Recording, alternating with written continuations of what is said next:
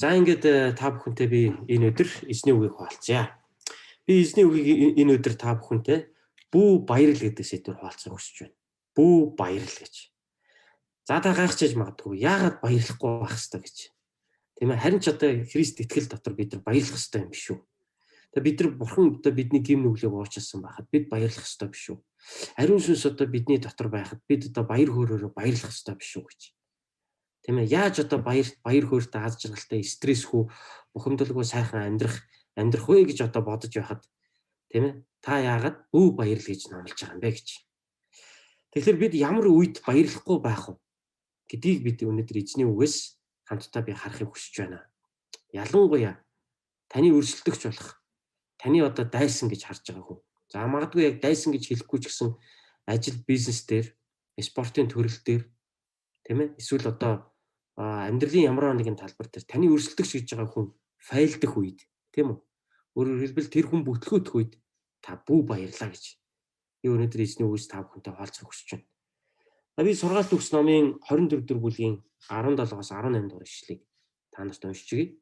Сургаалт төгсийн 24-ийн 17, 18 дугаар ишлэгийг та бүхэнд уншиж өгье. За энэ ишлэл дээр ингэж өгүүлжээ. Дайсан чинь унлаа гэд бүү баярл. Тэднийг бүдрэх үед нь зүрхээ бүү хөөрг.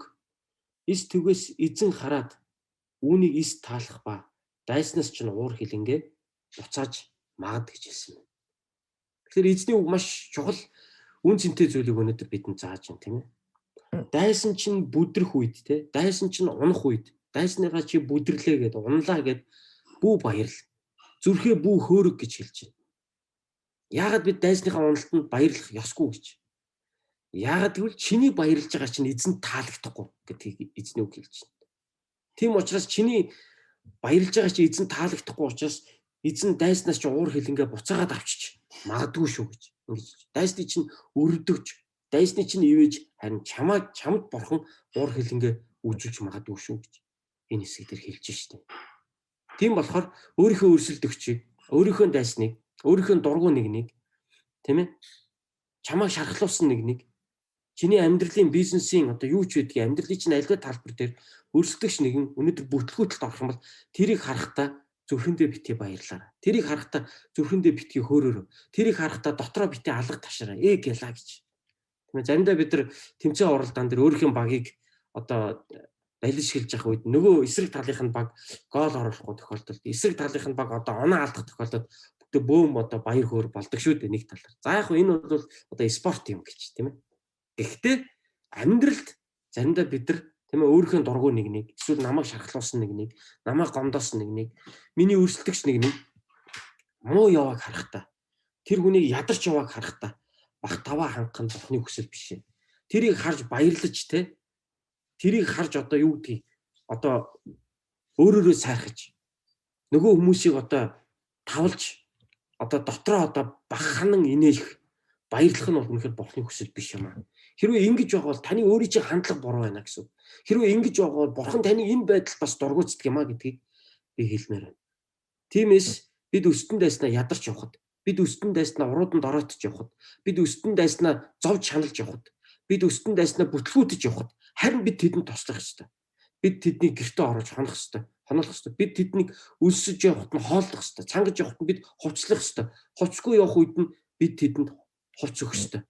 Үүгээрээ бид эзний хүмүүс гэдгийг харуулах ёстой бөгөөд энэ нь Бурхны мэлмид бүр илүү тааламжтай байдаг юм а гэдгийг би хэлмээр. Тийм учраас таны өрсөлдөгч нэгэн, магадгүй таны дургуй нэгэн, магадгүй өмнө таны гомдоож байсан нэгэн, эсвэл одоо таныг үргэлж доош нь хийдэг нэгэн, таныг үргэлж одоо гутаанд оромжилдог нэгэн, өөрийгөө танаас илүү гэж боддог тэр нэгэн бүтэлгүүтэх үед тэр нэгэн унаж байгааг харахтаа та битгий баярлаарай.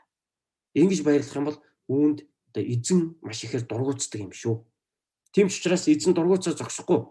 Эзэн тэр хүнээс уур хилэнгээ буцаан авч харин танд хилэгнэж харин тэр хүнийг өрөөж ивэх бас боломжтой байдаг юм шүү. Энийг бид ерөөсөө мартаж болохгүй. Үүнтэй холбоотойгоор би өнөөдөр Библиэс нэг хоёр түүхийг товчхон та бүхэнтэй хуваалцахыг хүсэж байна. За нэг нь бол одоо Соломон хааны түүх. Энэ бол одоо Израилийн 3 дахь хаан байсан. Тийм ээ, хамгийн баян, хамгийн алдар нэртэй, хамгийн агуу хаан байсан тийм үү? Давидыг одоо өөд усны дараа эцгийнхээ одоо орыг залгамжилж Израилийн одоо хаан ширээнд одоо Соломон бол заларсан байдаг. Ингээд Соломон залуу хаан байхдаа нэгэн одоо Гибеонд бурханд асар их хэмжээний малар тахил өргөн бурхны өмнө одоо Соломон хаан одоо бурхан тахилыг өргөж залбирлаа өргөж. Тэгээ Гибеонд тэр шөнө одоо Соломон хаан хонсон байдаг. Ингээд хоноод майхандаа унтчих үед зүүдэнд нь одоо бурхан Соломонтой уулзаад Соломоноос асуудаг. За чи надаас юу хүсмээр байна гэж асуудаг. Тэгэхэд Соломон одоо бурханд юу гэж хариулдаг вэ гэхээр та намайг надад мэрэгэн ухааныг өгөөч. Энэ их ард түмнийг энэ хөл толгоогүй, энэ их олон яхаа мэдгүй, баруун зүнэж мэдгүй, юугаач мэдгүй, энэ их агуу их ард түмний төвд өнөдөр би байна. Энэ ард түмнийг би яаж удирдах юм бэ?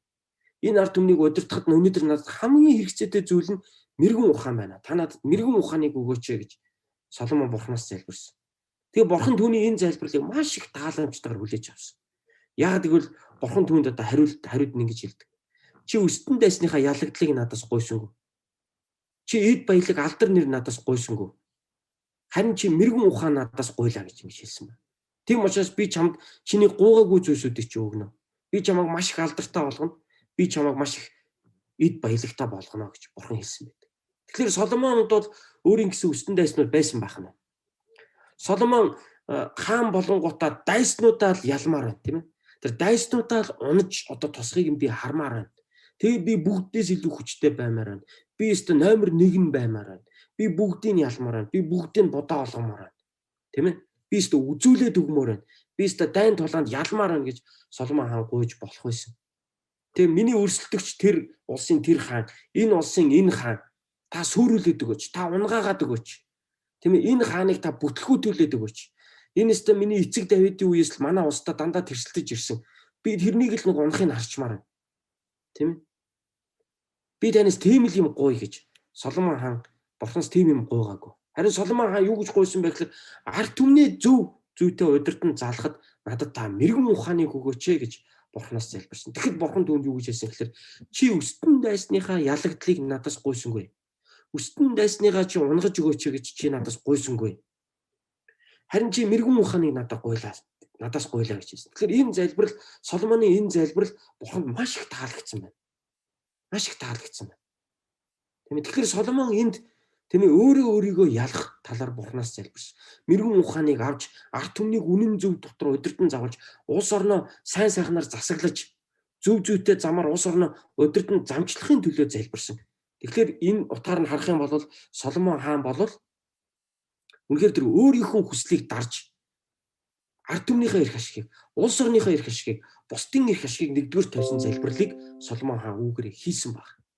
Тийм ээ. Энэ тухай бид 1-р хаад номын 3-р бүлгийн 10-аас 13 дугаар ишлэл дээрээс бид нар одоо олж харж бас болно. Олж харах унших боломжтой. 1-р хаад 3-ын 10-аас 13 дугаар ишлэл дээр яг бурхны одоо Соломонд буцаагаад одоо хариу хэлэхдээ хэлж байгаа үг нь бол яг энэ хэсэг дээр бол гардаг байгаа тийм ээ.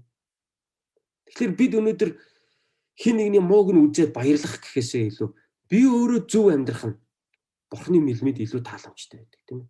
Хин нэгний дургу хүнийхээ өрсөлдөгчийнхээ уналтыг харж бид баярлах биш. Харин би өөрөө хичээж амьдрах, би өөрөө зөв байх нь өөрөө бурхны өмнө хамгийн зөв байдаг юм аа гэж. Тийм болохоор өстөн дайсныгаа эсвэл дургу нэгээ тийм ээ унаж тусаж одоо ядарч зүдэрч явахын харахыг битгий хичээгээрэй. Тэр хүний мууг нь үзчих юмсан гэж битгий бодороо. Тийм ээ. Энэ бол үнэхээр бурханд тааламжтай бодол биш юм шүү. За би дараагийн нэгэн түүхийг бас тав хүнтэй хаалцъя. За энэ түүх бол Ханна гэдэг нэгэн бурханлаг эмэгтэй түүх байгаа. 1-р Самуэль номын 1-р бүлгийн 4-7 дугаар ишлэл дээр энэ тухай гарч байгаа. 1-р Самуэль номын 1-р бүлгийн 4-7 дугаар ишлэл дээр энэ тухай гарч байгаа. Би та бүхэнд энэ түүхийг ярьж өгье тийм ээ. Израилийн Ефраим овгийн Илкана гэдэг нэгэн ир байж. Тэр ир 2 их нэртэй байсан. Нэгийг нь Ханна, нөгөөхийг нь Пениния гэдэг байсан. За Пениnia бол үр хүүхэд төрүүлдэг эмэгтэй. Олон ч хүүхэдтэй байсан. Харамсалтай нь Ханна бол хүүсэр эмэгтэй байсан. Тэр 2 их нэртэй ир байсан тийм ээ. Нэг нь үр хүүхэд гаргадаг, нэг нь үр хүүхэд гаргадаггүй гэж. Тэгвэл Илкана 2 их нэрийнхээ алинд нь илүү хайртай байсан байх гэхээр Ханнад илүү хайртай байсан. Тэгвэл сонирхолтой Пениnia дандаа хүүхэд гаргадаг. Ханна болохоор хүүхэд гаргадаггүй байсан. Тийм ээ. Тэгэхээр яг энэ байдлыг ингээ харах юм бол хуучин гэрээний нэг түүхтэй бас адилхан байдаг. Яаковын түүхтэй. Яаков бас хоёр их нэртэй байсан. Тийм ээ? Леа, Рахел гэсэн одоо хоёр их нэртэй байсан. Тэр Рахелтай маш их хайртай байсан. Харин Леад бол хайргүй байсан. Гэтэл Леа маш их хүүхэд гаргадаг байсан. Тийм ээ? Леа нөхрөөсөө ингээд хөл хүндтэй болоод жирэмсэн болоод ингээд хүүхэд гаргачдаг. Харин Рахел нь одоо нөхрийнхээ одоо хайрыг авсан Рахел нь болохоор хүүхэд гаргадаггүй байсан. Тийм. Тэгээ юу хуучин гэрээний хуулийг үзэх юм бол хэрвээ хүн хоёр их нэртэй байгаа тохиолдолд тийм ээ адилхан хайрлах ёстой гэж хэлсэн байдаг. Нэгийг нь илүү хайрлаад, нэгэнтээ нь илүү их цаг гаргаад нөгөөгийг нь одоо ингээд хайрлахгүй байх юм бол энэ шодрог бос юм а гэж. Гэхдээ яг ер нь хоёр их нэр аавна гэдэг бол угаасаа бурхны хүсэл биш. Гэхдээ хуучин гэрээний израилчуудын дунд бол хоёр их нэр авсан юм тохиолдлууд бол байсан. Тийм учраас нэгэнт хүн гэдэг амтэн ингээд хоёр их нэр аваад бурхны хуулийг захирагдахгүй байгаа учраас бурхан тэднэрт хэлэхдээ ядаж чи хоёулангийн адилхан хайрлаач. Хоёр их нэр авчгаад нэгийг нь хайрлаад нэгийг дутуу хайрлаад ах юм бол тэр дутуу хайрлагдж байгаа эмэгтэй хөөрхийё гэж. Бурхан тэр хайрлагдахгүй байгаа эмэгтэйг нь өрөвдөжсэн байна. Тэгэхээр Пенинягийн түүх бол яг л юм. Илкана Ханадаа илүү хайртай. Тэгсэн мөртлөө Пениняг бол хайрлахгүйсэн. Тийм учраас бурхан Пениняг их өрөвдөж тэр хайр авахгүй байгаа Пениняд бурхан илүү их одоо хайрыг өгч өөрөөр хэлбэл үр хүүхдийг Пениняд бол зөвшөөрч ирсэн.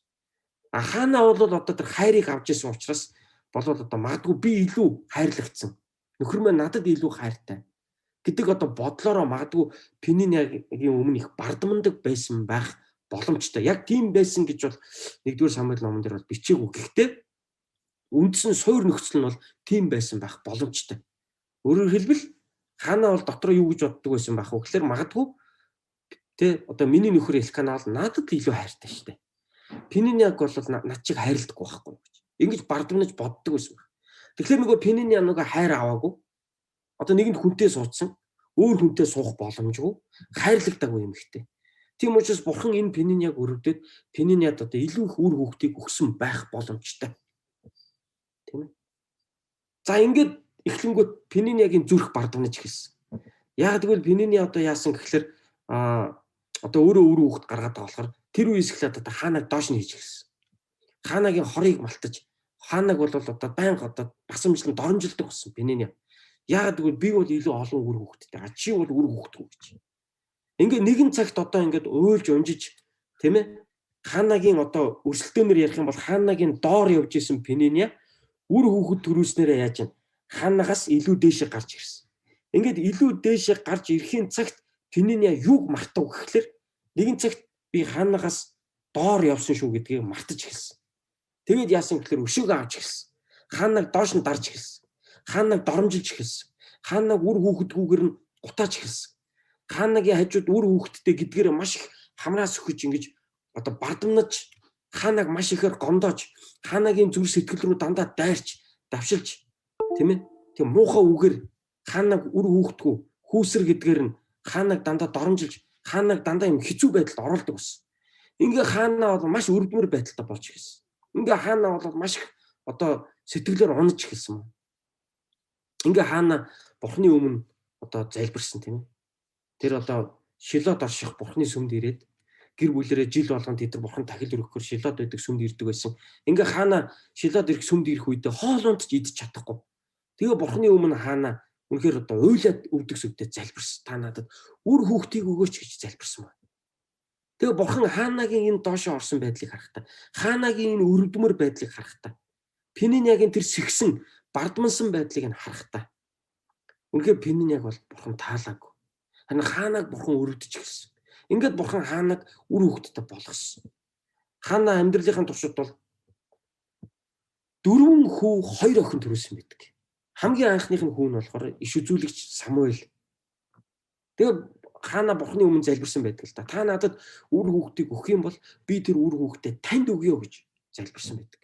Би танд өргөнө гэж би залбирсан байдаг.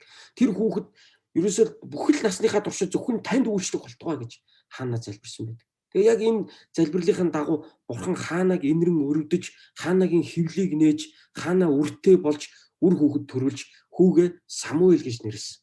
Тэгээ хөхүүлээд хөхнөөс нь гармагц Хана Самуэлийг бурханд өргөсөн. Бурханд өргөсөн гэдэг нь ямар утгатай вэ гэхээр бурхны сүмд авчирч одоо хүүгээ тавьсан. Тэгээ хүүн бурхны сүмд өссөн. Бурхны үйлчлэгч болон хар багаас өссөн байдаг. Хаанаач бурхны өмнө амстай биелүүлсэн та намайг үр хүүхдээ болгож өгвөл би танд энэ хүүхдийг өргөнө гэж хэлсэн.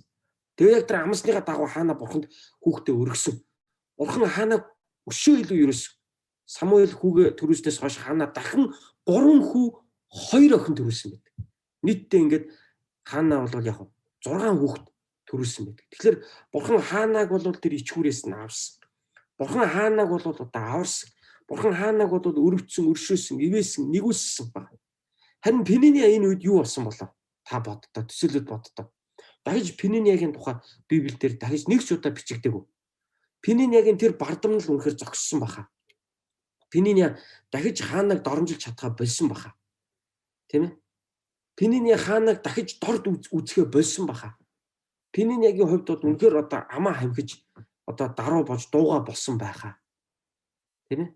Тэгэхээр ханагийн том хүү Самуэль бол хожим нь одоо алдартай иш үзүүлэгч болдог.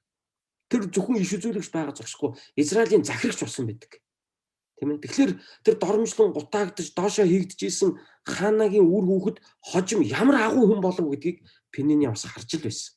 Пениния хөгшөрсөн хойно ханагийн үр хүүхдүүд ямар агуу хүмүүс болж байна. Тэр дундаа том хүү Самуэль нь ямар агуу Израилийн захирагч болов, агуу иш үзүүлэгч болов, агуу тахилч болов гэдгийг Пениния харж л байсан. Өөрийнх нь нөгөө доош нь хийдэг байсан хүн.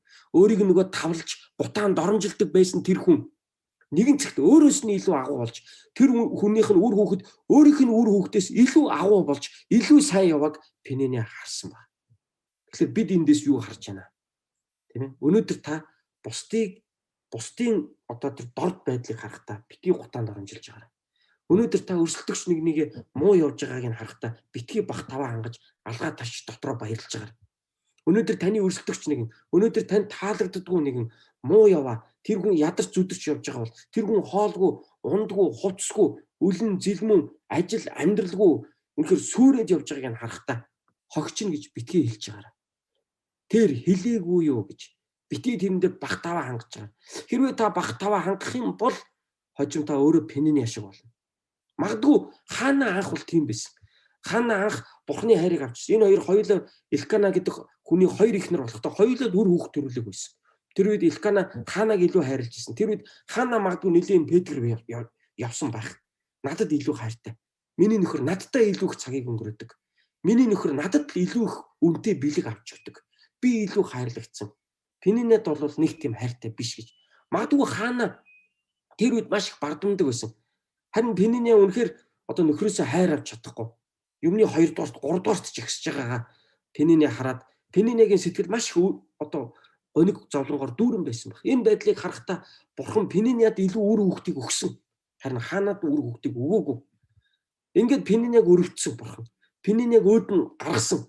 Ингээ үр хүүхд олон төрүүлээд ирэхээр Пениниагийн зүрх сэтгэл яасан? Бардамж ихэлсэн. Тэгээд яасан? Нөгөө хаанаага өөрөө доош нь хийж эхэлсэн. Нөгөө хаанаагийнхаа дээгүр өөрийгөө лаг гэж бодож эхэлсэн. Тэгээ хаанаа дээр бах таваа хангадаг болсон. Хаанагийн тэр үр хүүхд төрүүлэхгүй байдлыг нь харахтаа баярлдаг болсон. Ингэнгუთ Бурхан Пениниаг болоод хаанаг буцаагаад ивэсэн баг.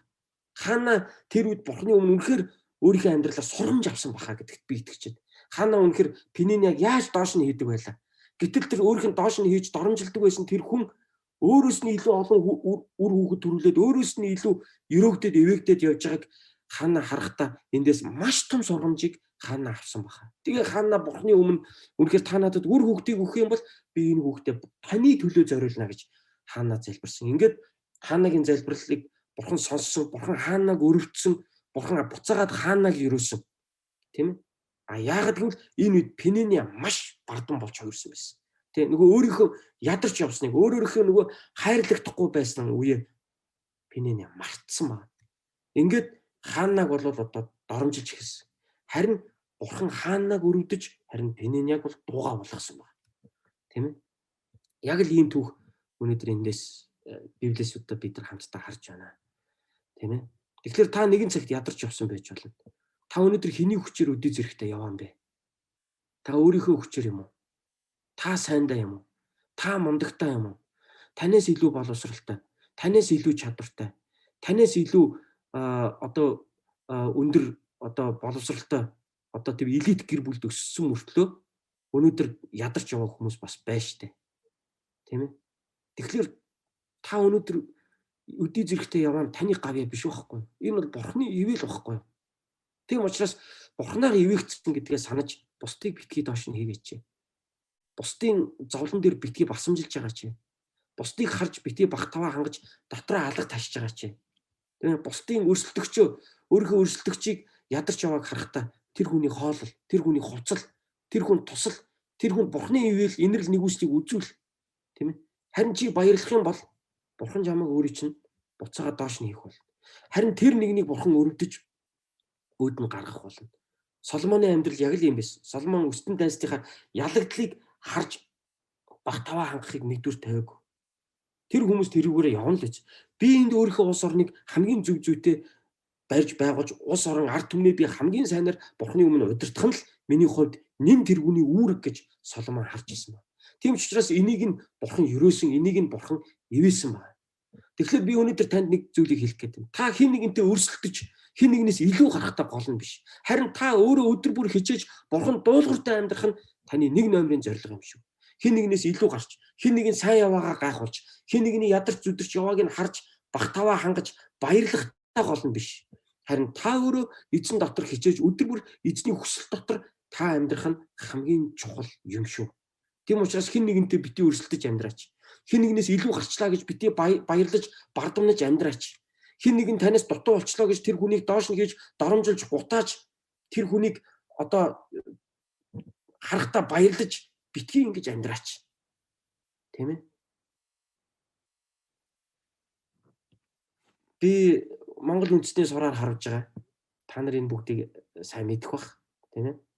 Монгол үндэстний сураар харж байгаа. За би Монгол улсын Даян мэргэн Эрдэнэ туяа гэдэг одоо мэргэн харваачийн одоо шав болсон. Даян мэргэн Эрдэнэ туяа бол одоо миний багш. Энэ хүн 2008, 2010 оны улсын баяр наадамд 2 удаа төрүүлсэн байдаг. Тэгээ 2 удаа төрүүлсэн хүн Даян мэргэн гэдэг цол авдаг. Нэг удаа улсын наадамд одоо сур харваач улсын наадамд төрүүлэх юм бол Монгол улсын мэргэн гэдэг цолд авдаг. Улсын мэргэн гэдэг цол авдаг. 2 дахь төрүүлэх юм бол одоо улсын Даян мэргэн гэдэг цол авдаг. За 3 дахь 4 дахь төрүүлэх юм бол одоо даяар дуурсах мэргэн, дархан мэргэн гэх мэтчлэн ингээд цолнууд нэмэгдээ явдаг. Тэгээ миний багш болохоор Монгол улсын одоо төрийн наадамд 2 дахь төрүүлсэн Даян мэргэн хүн байдаг. Даян мэргэн хүн одоо Монголд их цөөхөн шүү дээ. За улсын мэргэн цолтой хүн бол одоо 10-аад хүн бол байна. Даян мэргэн цолтой хүн бол одоо гарын 5 хуруунд одоо ер нь баг хүрэхгүй баха. За тэрнээс дээш цолтой хүн бол одоо ер нь Монгол улсын одоо сурд бол одоо үндэсний сурд бол одоо 2-3 хүн л байна. За тэгээд Эрдэнэ туяа багш маань нэг удаа биднэрт нэг өөрийнх нь одоо залуу насны нэг сонирхолтой түүхийг ярьж өгч ирсэн. 1993 оны төрийн наадамд шагналт байрны төлөө тов харвсан байна л да. За тов харвна гэдэг нь одоо ямар харваа байдгүй гэхээр оноо тэнцсэн тохиолдолд одоо 2 харваач одоо оноо тэнцсэн биш үү? Тийм ээ. Тэгээ хоёулаа шагналт байрны төлөө өрсөлдөж байгаа. Тэгээ оноо тэнцсэн тохиолдолд тох харвдаг. За тох гэдэг нь болохоор одоо үндэсний сурын одоо хасаа байгаа шүү дээ. Одоо бай тийм хасаа өрж тавиад суран хасаа өрж тавиад бид чинь хардаг. За энийг мэдгүй хүн бол байхгүй. Тийм ээ. Тэгээд 60 хасааг өрж тавьж хагаад одоо хардаг эхний 20 сумаараа. За дараагийн 20 сумаараа 30 хасаа 2 дахин багасгаад 30 хасаа өрж тавиад хардаг. Энийг 75 метрийн цаанаас 60 метрийн цаанаас харах юм бол ямар өчүүхэн харагддаг гэж санаа та нар. Тийм ээ. За ингээд 40 сум нийтдээ одоо 60 хасаанд 20 сум, 30 хасаанд 20 сум гаргаад нийтдээ 40 одоо сумаар хараад одоо аль хамгийн олон онсон хүн бол төрийн наадамд төрүүлдэг байгаа юм л. За гэтэл 2 харваач оноо тэнцсэн тохиолдолд яадаг вэ гэхээр нөгөө 30 хасаагаа 16 болгож багасгадаг бүр. Тэгээд дахиад 2 дахин жижигрүүлээд 16хан хасаа одоо зурхаа дээр өрж тавьж хагаад тэрийг хардаг ба. Харваад онох юм бол 1 м хойшилж ухарч хардаг. Нөгөө тамирчин харваад онох юм бол дахиад 1 м ухардаг. Ингээд харж явсаар хагаад хэн нэг нь онохгүй нөгөөх нь онох юм бол тэр онсон тамирчин бол одоо шагналт байраа авдаг. Одоо байраа эзэлдэг. Харин оноогүй одоо нэг сум алдсан тамирчин бол одоо ингээд тэрний дараагийн байранд ордог ба. Тэгээ 1993 оны наадамд Эрдэнэ туяа мэргэн маань, Даян мэргэн Эрдэнэ туяа маань тэр үед бол залуу харваач байсан өөрөө. Тэгээ залуу харваач байх үедээ аймгийн мэрэгэн спортын мастер Цэндбазар гэдэг хүнтэй одоо шагналт барьны төлөө тов харуулжээ. Ингээд одоо цол эренбэрээ одоо өндөр хүн нь бол төрүүлж хардаг байгаа. Тэгээд цолгүй ч юм уу эсвэл одоо залуу харвачд бол одоо дараа нь харагддаг байгаа. Ингээд одоо Цэндбазар агсан одоо товхонд одоо хараад алдсан байл нэг ихний сумаа одоо алдчих. За тэнгуут одоо Эрдэнэ туяа одоо тухайн үед бол залуу харвач байсан тийм ээ. Одоо баярлсан байна л да. Одоо өрсөлдөгч нь сумаа алдчихлаа гэд баярлсан. Тэгэхэд Эрдэнэ туяа мэрэгний наг захна. За өөрөө бас одоо улсын мэрэгэн аймгийн одоо мэрэгэн цолтой одоо спортын одоо мастер цолтой бас одоо мундаг харваач хүн байдаг. Наг захна одоо тэгж хэлж ирсэн гэж байгаа. Чи битгий баярл. Тэгээ тэр хүн алдлаа гэж чи битгий баярл. Яг л чи өөрөө харваагүй. Чи харваад алдчих юм билүү. Тийм учраас өрсөлдөгчөө алдсан гэж баярлах чи эрт байна гэж ингэж хэлж ясан гэд бидэрт энэ түүхийг одоо ингэж ярьж ирсэн. Тийм учраас та нар одоо наадам тэнцээ оролдоонд одоо ингэж өрсөлдөөд харж явахдаа өрсөлдөгчөө алдчихлаа гэж битгий баярлж байна. Яг л чи ч гэсэн алдах боломжтой. Тийм болохоор зөвхөн өөрийнхөө харвааг л бод. Зөвхөн өөрөө яаж алдахгүй харах уу гэдгийг л бод. Тэр хүн алдаж гин онж гин үү тэрэнд битгий анхаарал тавь. Чи л зөвхөн өөрийнхөө харвааг бодоод хамгийн зөв харвахаар анхаар гэж бидэрт зааж исэн. Тэгэхээр энэ бол яг амьдралд бас сурамжтай түүх юм. Тийм ээ? Бид заримдаа бусдыг алдаж гин үү, бусдыг онж гин үү гэдэг дээр л анхаарал тавиад байдаг мөртлөө би өөрийнхөө хэрхэн зөв амьдарч байгаа эсвэл буруу амьдарч байгаагаа би өөрөө олж харж чадхаа болцсон байдаг. Бусдыг шүүгээл, бусдыг буруутгаал, бусдыг алдчихлаа гэж хүмжлээл, бусдыг ингээл сайн явахаар нь атаархаал өгөхгүй л, тийм ээ? Бусдыг ингээл алдчихаар нь баярлаад ингээд идэг. Гэтэл би өөрөө бурхны өмнө өнөөдөр зөв байна. Миний өөрийн хандлага маань ямар байгаа юм бэ гэдгийг бид нар үнэхээр марчдаг. Тэгэхээр Монгол үндэстний сурын харваанд хүртэл өнөөдөр ийм сэтгэл зүйн чухал одоо хүн зүйл одоо байдаг байх нэ, тийм ээ. Тэгэхээр ахын дүүсээ бусдыг алдчихлаа гэж битгий баярлж байгаа. Тань чи өөрөө ч гэсэн алдах боломжтой. Тийм болохоор чи алдаагүй байгаа бол бурхан талархах. Тэгээд дараагийн сумаа алдахгүй харахын төлөө хичээ амьдралд. Тийм ээ. Тэгэхээр бид бүгдээрээ одоо зурхаа дээр харваач биш ч гэсэн амьдралд хүн алддаг, ондог. Яг л үнтэй адилхан. Харваач хүн зурхаа дээр сумаа тавихтаа алддаг, ондогтой адилхан хүн өнөөдөр бидний амьдрал гаргаж байгаа шийдвэр хийж байгаа үйлс бүхэн маань яг л сумтай адилхан. Заримдаа алддаг, бид ондог. Гэхдээ чи өрсөлдөгчөө алдчихлаа гэж битгий баярлж. Яадгүй чи ч алдах юм билүү мэдэхгүй. Тийм учраас эзний өмнө даруй бай. Эзний өмнө залбир. Эзэнд амлснаа биелүүл. Эзэнд дуулууртаа бай. Хаана болвол өмнө нь нэгэн цагт Пенинигаас дээгүүр бардамнаж явсан. Харин Пенины үр хүүхд төрүүлээд ирэхин цагт хаана үнэхээр ингэж бардамнаж болохгүй юм байна гэдгийг амьдралаас сурсан. Тэгээд хаана бурхны өмнө даруугаар залбирсан. Бурхан түүнийг өрөвдөд түүнд 6 үр хүүхдийг өгсөн. Түүний хамгийн том хүн Самуэль агуу иш үзүүлэгч байсан шүү дээ. Ингээ хаана үнэхээр бурхнаар өрөөгдсөн байгаа тийм ээ. Хаана энээсээ болж үнэхээр эзэн даруй нэгнийг шагнадаг юм байна. Эзэн үнэхээр өөрийнх нь өмнө даруугаар ирж өөрийг нь хүндлэн магтаж чин сэтгэлээсээ өөрийг нь дагж байгаа нэгнийг эзэн ивэдэг юм байна гэдгийг хаана эндээс болоо сурсан. Тэгээд хаана бурханд амлснаа биелүүлсэн. Тэр өөрийнхөө хүүг бурханд өргөсөн хүүн агуу иш үзүүлэгч болсон байгаа. Тэгээд би өнөөдөр бас нэг зүйлийг өнөөдрийн сургаалын төгсгөлд бас би онцлон тэмдэглэмээр байна. Бид ядарч явахдаа бурханаас агуу зүйлийг гуйгаад өөдөлж явахдаа бид гойсон зүйлээ мартдаг шүү. Бид бурханд амлсан зүйлээ мартдаг шүү. Бид мөнгөгүй байхдаа бурхан минь та намайг ивээгэж ажилтаа болгож өгөөч, миний бизнесийг ивэж өгөөч, намайг мөнгөтэй болгож өгөөч, би танд 11 өгнө, ийм ч юм аа өгнө, тийм ч юм аа өгнө, тэгч танд үйлчлэн, ингэч танд үйлчлэн гэж баахан юм ярьж уйлан дуулж нэг үгээр хэлбэл тийм ээ. Бурханы ивэл өрөөлийг авчихад тэгээд амьдрал сайжраад бүхэн гоё болоод ажил маань өөдрөг сайхан болоод ирэхин цагт бид бурханд амлснаа мартдаг. Бид наад захаар 11 өгөхдөө маш хойрог болдог. Бид эзэнд амлаж хийн гэснээр хийхэ болдог. Тэгээ бид зөвхөн өөрийнхөө тансаг сайхан амьдралдаа бид эрдэж бардаж эхэлдэг. Тэгээ тэрэндээ бид ингээд одоо бурхан намайг ивэгээд ийм болгосон гэдгийг бид мартдаг.